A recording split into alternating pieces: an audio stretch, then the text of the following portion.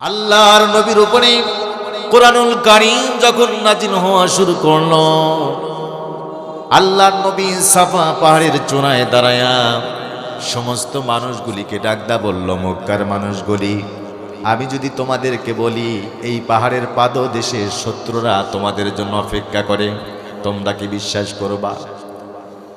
সমস্ত কাফের বেঈমানগুলি একযোগে একসঙ্গে ডাকদা বলল, ও মুহাম্মদ, কেন আমরা তোমার কথা বিশ্বাস করব না? 40 বছর পর্যন্ত একটা মিথ্যা কথাও তুমি বলো নাই, কারো অন্যায় করো নাই, অবিচার করো নাই, কারো মেয়েকে ধর্ষণ করো নাই, ব্যভিচার করো নাই, কাউকে কথা দিয়ে আঘাত করো নাই, কাউকে বেটন দিয়ে আঘাত করো নাই, চট দিয়ে আঘাত করো নাই, লাথি দিয়ে আঘাত করো নাই, কারো মনের মধ্যে বিন্দু পরিমাণ কষ্ট দাও নাই। তুমি যা বলবা সব আমরা বিশ্বাস করব, মানব। আল্লাহর নবী ডাকদা বলল, ওগো মক্কার মানুষগুলি শোনো, এমন করে তোমরা যদি আমাকে বিশ্বাস করে থাকো, তাহলে আমার সঙ্গে তোমরা ঘোষণা দিয়ে দাও, লা ইলাহা ইল্লাল্লাহু তুফলিহুন, লা ইলাহা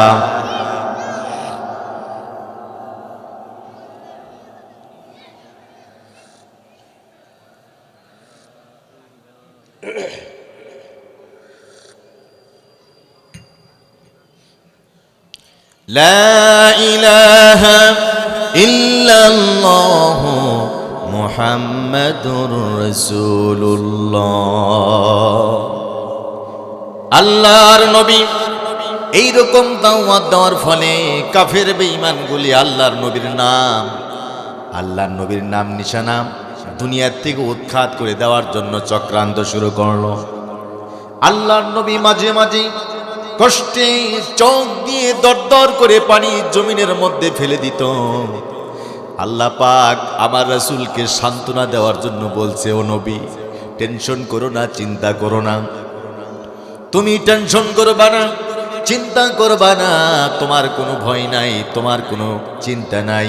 ওয়ারাফা'না লাকা যিকরাক, জোরে বলি আল্লাহু আকবার। আল্লাহ পাক ডাকদা বলে, ও নবী শোনো, তোমার নাম ইজ্জতের সাথে, সম্মানের সাথে তামাম পৃথিবীর জমিনের মধ্যে আমি আল্লাহ রব্বুল আলামিন প্রচার করে দেব। জোরে কান সুবহানাল্লাহ। একটা প্রশ্ন করতে চাই, বলেন তো, সম্মান দেওয়ার মালিককে, ইজ্জত দেওয়ার মালিককে? আল্লাহ রব্বুল আলামিন ডাকদা বললেন, কুলিল্লাহুম্মা মালিকাল মুলকি তুতিল মুলকা মান তাশাউ ওয়া তানজিউল মুলকা মিম্মান তাশাউ ওয়া তুইজ্জু মান তাশাউ ওয়া তুযিল্লু মান তাশাউ বিয়াদিকাল খায়র ইন্নাকা আলা কুল্লি শাইইন কাদির। আল্লাহ পাক বলে, বান্দারে শোনো, আমি আল্লাহ রাব্বুল আলামিন এই দুনিয়ার কাউকে ক্ষমতা দিয়ে ইজ্জত দান করি, আবার কোন মানুষকে ক্ষমতা দিয়ে আমি আল্লাহ রাব্বুল আলামিন বেইজ্জতি করে দেই, আবার কোন মানুষকে জেলখানার মধ্যে রেখেও মহা সম্মানিত করে দিই। জোরে বলেন সুবহানাল্লাহ।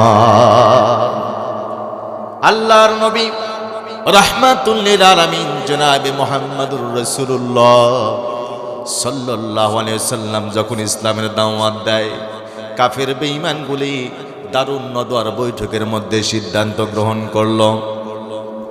وَإِذْ يَمْكُرُ بِكَ الَّذِينَ كَفَرُوا لِيُثْبِتُوكَ أَوْ يَقْتُلُوكَ أَوْ يُخْرِجُوكَ وَيَمْكُرُونَ وَيَمْكُرُ اللَّهُ وَاللَّهُ خَيْرُ الْمَاكِرِينَ।